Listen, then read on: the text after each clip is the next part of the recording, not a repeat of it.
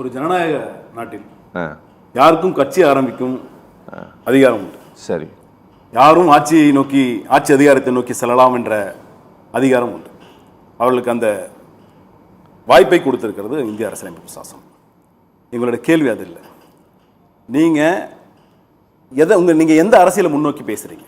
உங்களுக்கான கள அரசியல் என்ன? நீங்க எதை நோக்கி களமாடுறீங்க?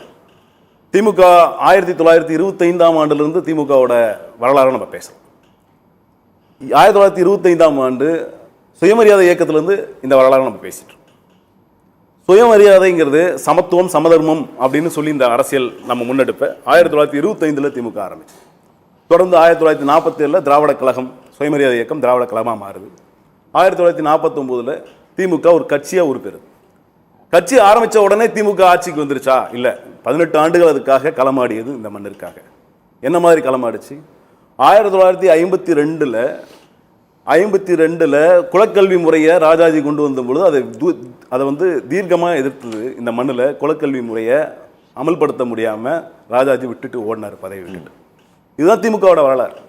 ஒரு கட்சி ஆரம்பிக்கும் பொழுதே தேர்தலில் போட்டியிடறதுக்கு முன்னாடியே தேர்தலில் போட்டியிடலாமான ஒரு கருத்து கணிப்பு கேட்டு தேர்தலில் போட்டியிட்ட இயக்கம் திமுக.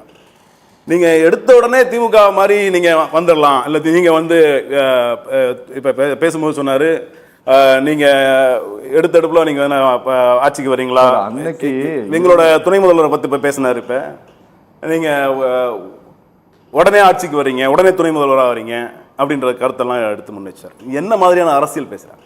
நீங்க இந்த இடத்துல நின்று சேப்பாக்கம்ன்ற தொகுதியில் நின்று வெற்றி பெற்று மக்களால் தேர்ந்தெடுக்கப்பட்ட ஒரு சட்டமன்ற உறுப்பினர்.